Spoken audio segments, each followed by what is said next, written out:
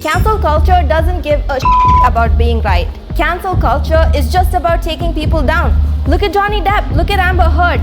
Did people care about getting the whole story? They didn't. It was just cancel culture being vindictive. You're being so entitled right now. Cancel culture is the reason we have the Me Too movement. Cancel culture is the reason women can finally speak up. Cancel culture is the reason we finally get justice. Cancel culture is one of the best things that happened to your life and you don't even know it.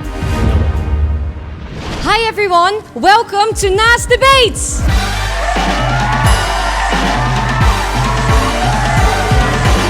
Today we will talk about cancel culture. Should people be cancelled or not? On my right I have Stacy, who is debating anti-cancel culture. Hi, I'm Stacy and I love social media, but I think it's taken cancel culture too far. And I'll tell you why. And on my left I have Tal, who is debating pro-cancel culture. Hi guys, my name is Tal and I'm a content creator and I believe that cancel culture is one of the best things that happen in the world. Let me tell you why.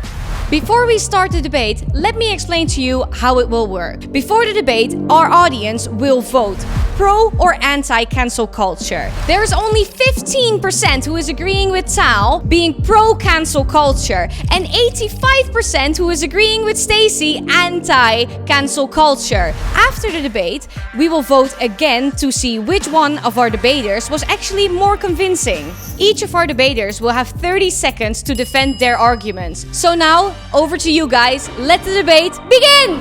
Okay, so cancel culture. It's boycotting people in power for reprehensible behavior that they had, right? And I will argue that it's one of the best things that ever happened. Why? Because reprehensible things have been done by people in power since the dawn of times, and nobody ever held them accountable. For example, Harvey Weinstein got away with a lot of rapes, and nobody was there to go after him. All the women that went after him lost their jobs and lost their career opportunities because they went after him. Finally, thanks to the Me Too movement, thanks to cancel culture, we can get accountability. I won't deny that social media had a lot to do with the success of that case and the Me Too movement in general, but that's an example of a successful case. There's also been plenty of cases where people have been wrongly accused on social media and that negatively impacted their lives. Let me give you the example of an African American security guard at a school who was just trying to get a child to not call him the N-word. I made a conscious decision to address the word because it is an epidemic, and I shouldn't be punished because I have the right to tell somebody not to call me this word. The security guard ended up getting cancelled and he lost his job. And there's so many more cases like this at every level of society. I get it, believe me, I understand, 100%. But hear me out, okay? Social media is like a knife. Cancel culture is like a knife. You can use a knife to cut vegetables, or you can use a knife to kill people. But is that the responsibility of the knife? We should not destroy a knife just because people use it badly or wrongly. We should be careful with the way we use knives. We should be careful with the way we use cancel culture and not the knife.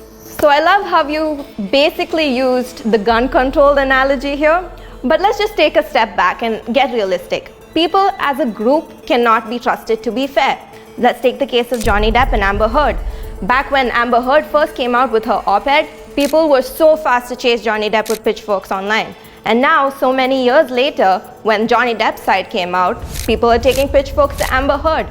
So really, are people judging this fairly, or are they just judging it based on what's trending at that time? I'm happy you're bringing those people up. I'm happy you're bringing Johnny Depp and Amber Heard because those people are millionaires. They get to be able to defend themselves in the justice system with their millions of dollars to get the best lawyers to get a fair trial.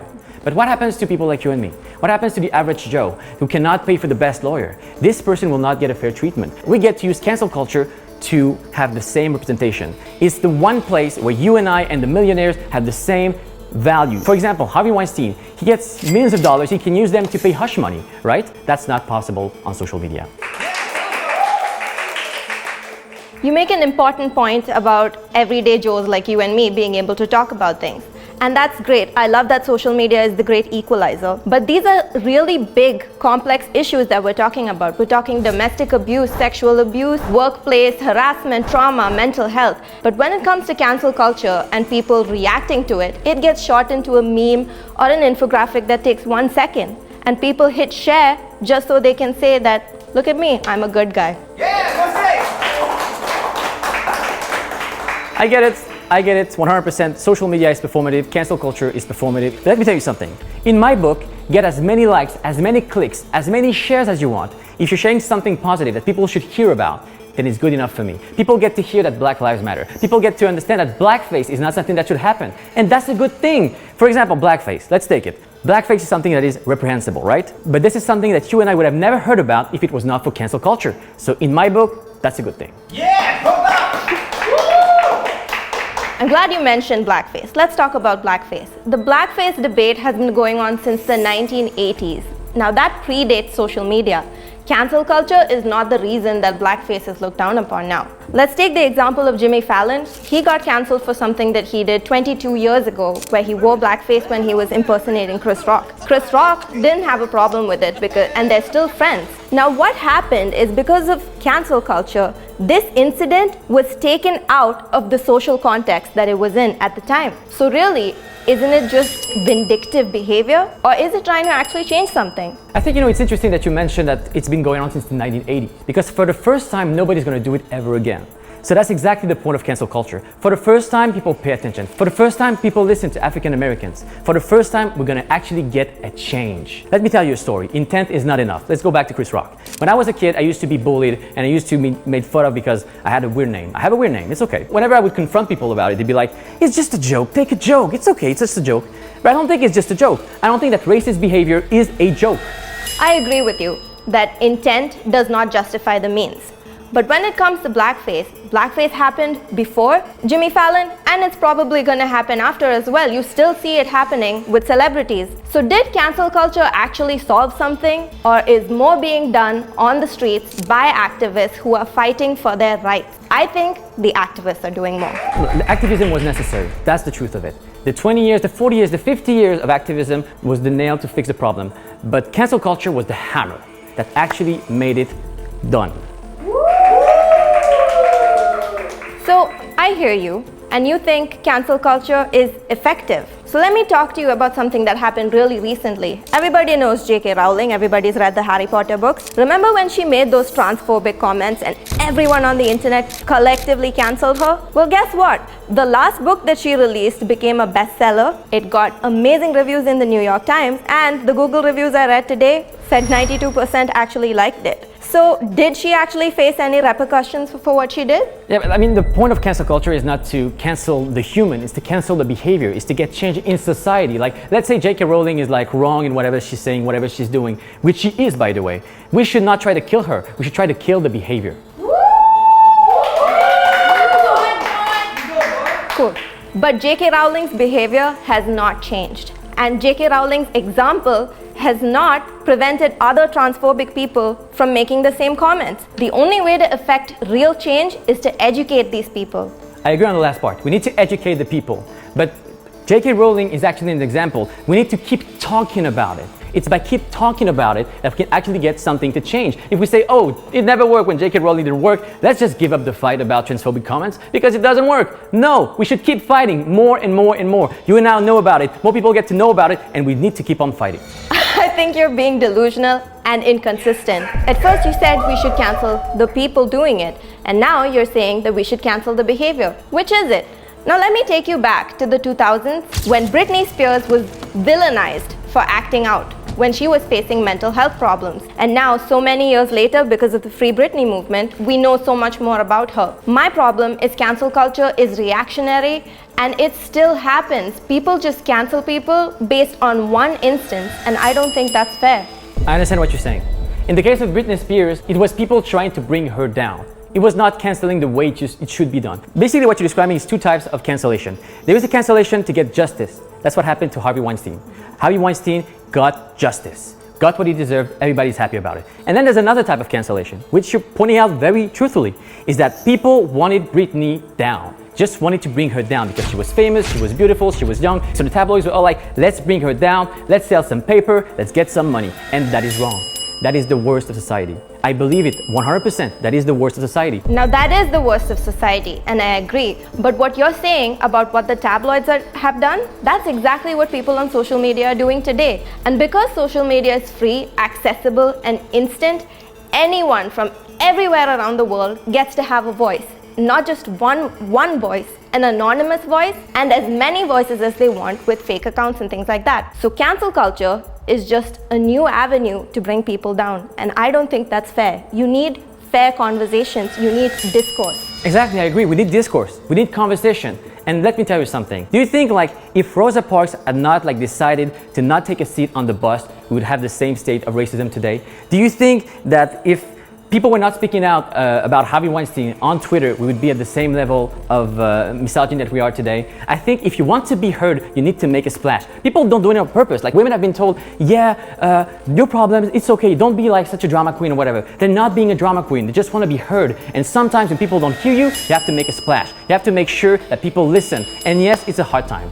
All those things you just mentioned, all those conversations that we're supposed to have, they had real world effects. They ruin people's lives. Let's take a look at Johnny Depp, at Britney Spears, so many more celebrities or even normal people who are affected by cancel culture. But I want to know what gives everyday Joes like you and me, or the millions of people around the world who use social media, what gives us the expertise to comment on what's right and what's wrong? We're just exposed to one kind of information most of the time. So what makes us experts? How can we weigh in? I don't think it's fair. I understand that it's everybody talking at the same time on social media, and that it can be complicated. But that's the point. Everybody should be talking. Everybody should be involved. This is society we're talking about. 5 people should not be deciding on the future, on the society that we live in. It's everybody. Everybody should be involved in it, and everybody should feel responsible about it. And that's the situation. That's what cancel culture is for. That's what social media is for. Everybody in the room, let's talk. We have to decide together what society we want to live in.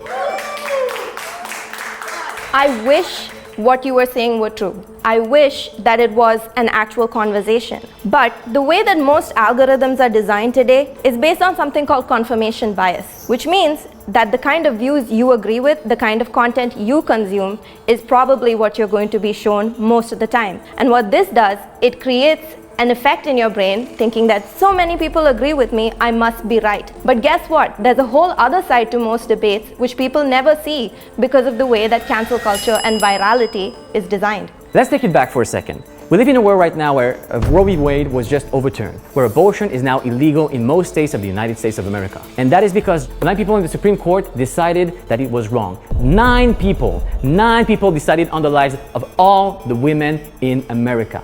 Now, maybe all the people should not have a say on anything, but I think it's a good step forward. I know it's bloody and it's not perfect, but it's a step in the right direction. It's a necessary evil. We need to start getting more people involved in the conversations because those 9 people are deciding about your body and my life.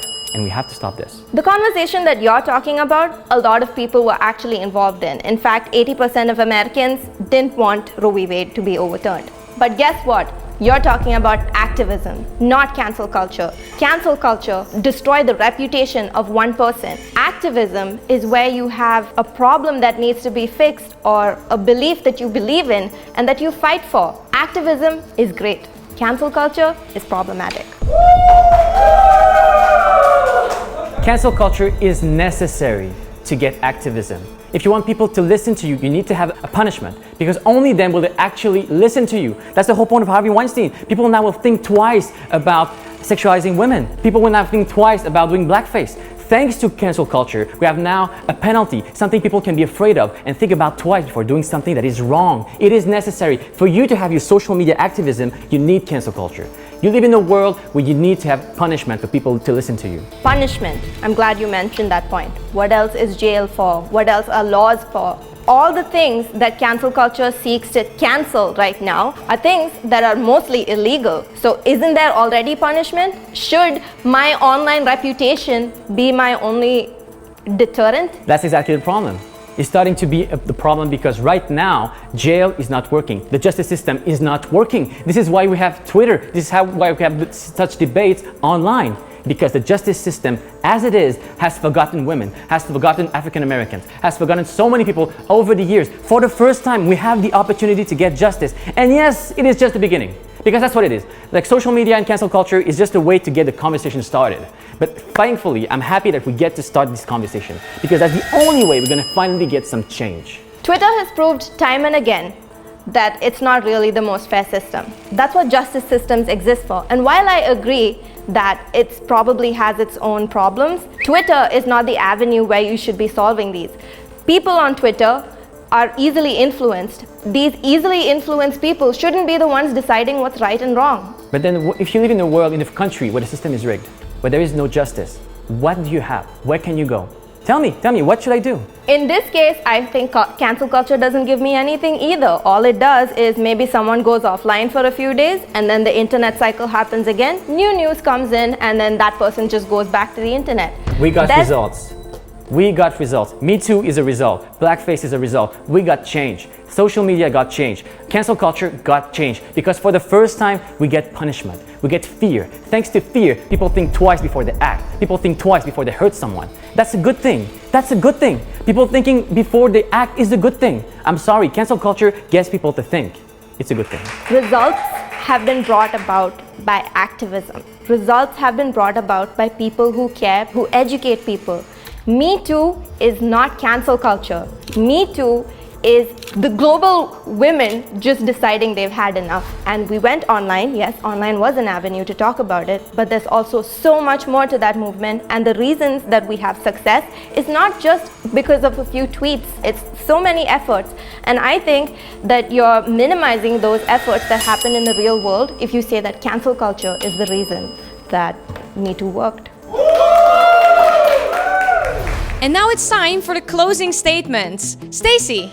Social media is great, but social media shouldn't get to decide what's right and wrong. People like you and me probably don't have any expertise to comment on huge world issues, but it's great to open conversations. And that's what's missing with cancel culture.